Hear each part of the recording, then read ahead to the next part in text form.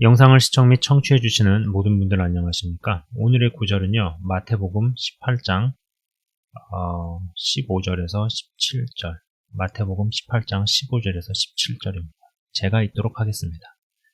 네 형제가 죄를 범하거든 가서 너와 그 사람과만 상대하여 권고하라. 만일 들으면 내가 네 형제를 얻은 것이요, 만일 듣지 않거든 한두 사람을 데리고 가서 두세 증인의 입으로 말마다 확증하게 하라.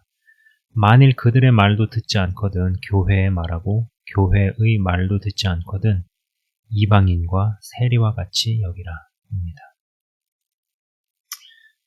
여러분, 이 구절에서 그 사람과만 상대하여, 그죠? 그 사람과만 상대하라. 그 사람과만 상대하여 권고하라.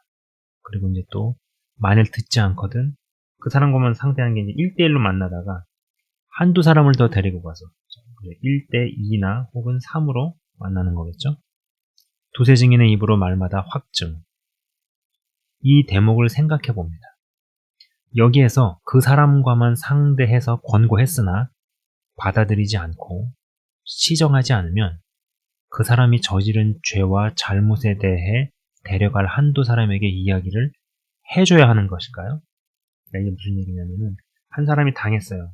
그러면 자기가 당한 거를 또 다른 사람에게 내가 이러한 일을 당했다, 이러이러한 일이 내게 있었다라고 말해줘야 되는 것인지, 아니면 그 사람의 죄에 대해서 알게 되는 또 다른 사람이 나오게 될 때까지 기다려야 할까요?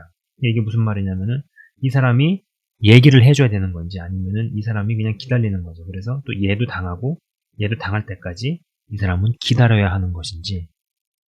이게 말이 어려운가요? 여러분은 어떻게 생각하십니까? 제가 한 가지 실제 예를 들어보겠습니다. 어떤 분이 성가대석에서 찬양 연습을 하고 계셨습니다.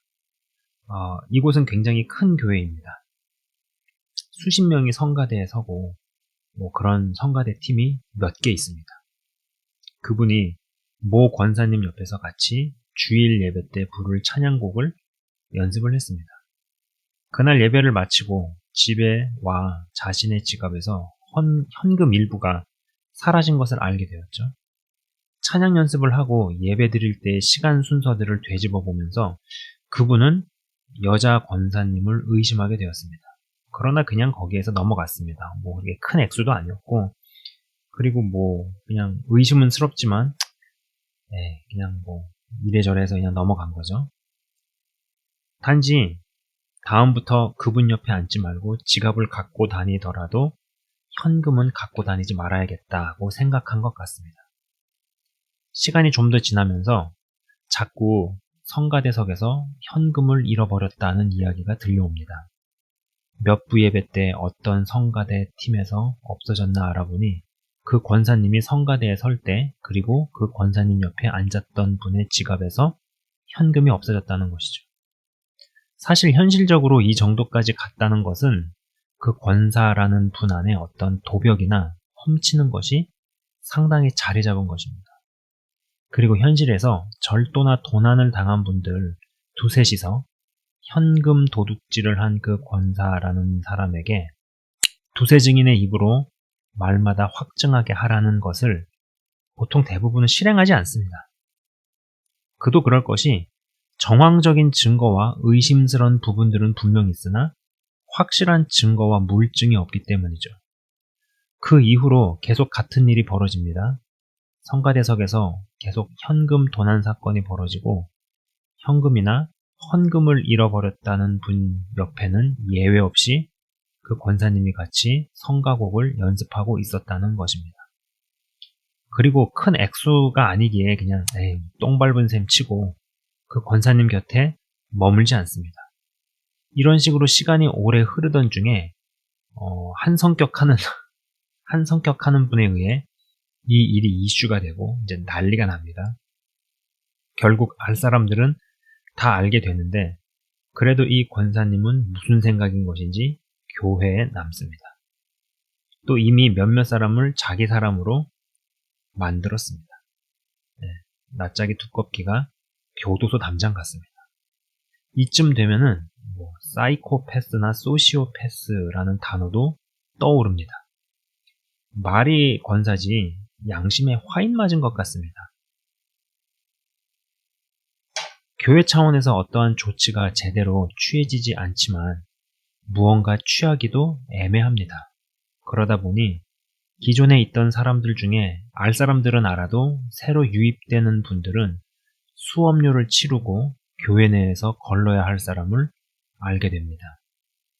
교회를 다니면서도 교회 내에서 누군가를 세리와 이방인처럼 여기고 투명인간 취급해야 하는 일이 있다는 것을 이제 배우게 되죠.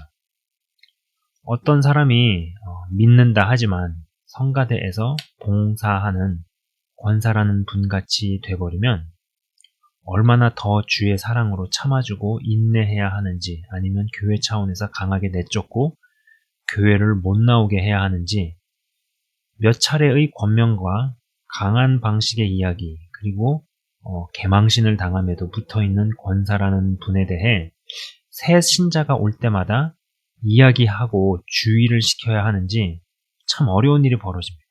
그죠? 새로 오는 사람들에게마다 그거를 얘기를 하게 되면 새로 온 사람 입장에서는 저 사람이 나에게 특정 인물에 대한 뒷담화를 하는 것인지 아니면은 주의를 주는 것인지 그걸 알 길이 없잖아요.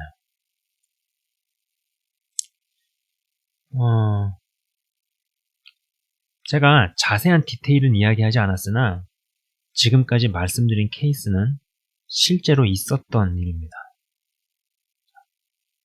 끝까지 같이 가기 위해서는 어떻게 해야 할까요? 그럼에도 불구하고 품고 인내하며 같이 가는 것이 주의 사랑일까요? 누군가는 당하고 피해를 본, 그리고 피해를 볼 사람은 어떻게 해야 할까요? 여러분 어떻게 생각하십니까? 제가 지금 쭉 텍스트로 글로 이렇게 읽어드렸는데 이거를 현장에서 현실에서 경험하게 되고 하면은 생각처럼 간단한 문제가 아닙니다. 저는 문득 그러한 생각을 해봅니다. 공동체로 오겠다는 사람을 교회가 문턱을 높여 사람을 가려받을 수는 분명히 없죠. 그건 분명히 말도 안 되는 이야기입니다.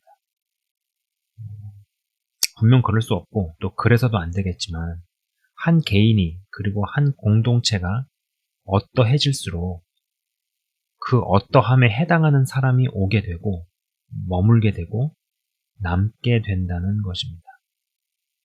만남의 축복을 받고 경험하고 싶으면 그에 합당한 사람이 되어야 할 것입니다. 좋은 사람을 만나고 싶으면 그래도 내가 좋은 사람이 되어야 좋은 사람을 만날 가능성을 높이지 않을까요? 알곡은 알곡을 알아보고 알곡과 하나가 되어갑니다. 먼지는 내버려 두어도 먼지와 엮이고 똥은 똥끼리 뭉친다라는 거죠. 전 어떤 면에서 아까 앞서 언급한 이 권사라는 분이 저 교회에 왔고 저 교회에 계속 남아 계속적으로 피해자를 양산하는 이유가 어쩌면 그 교회가 이상한 곳으로 되어가기 때문은 아닐까. 교회 문턱을 낮춰 모두에게 열려있고 받아들이는 것은 좋을지 모르나 그 이후에 점점 죄를 용인하고 제도적으로 시스템적으로 말씀의 적용이 아닌 관습과 문화 그리고 전통을 더 중시한 이유로 절이 되어가는 것은 아닌가라는 생각도 해보게 된다라는 것이죠. 저의 좀 개인적인 사견이 좀 더 많이 들어간 부분도 있습니다. 근데 어떠한 개인이 어떠해지면은 그 어떠함에 해당되는 사람이 서로를 알아보고 서로 연합을 하게 되고, 그죠? 빛의 자녀가 빛의 자녀를 알아보듯이. 저는 근데 이것이 사람과 사람과에만 해당이 되느냐? 그렇지 않다. 어떠한 단체도, 어떠한 교회도 어떠해지게 되면은 거기에 해당되는 사람이 와서 참여하게 되고 자리 잡게 되고 뿌리를 내리게 되는 것은 아닌가라는 것이죠.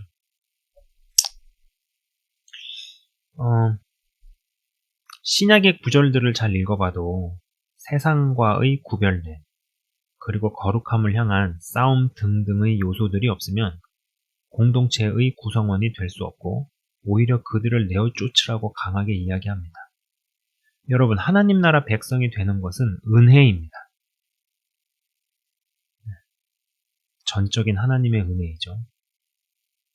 그러나 쉽게만 생각하지는 않으셨으면 좋겠습니다. 우리는 그분께서 피값 주고 산바된 그분의 소유입니다.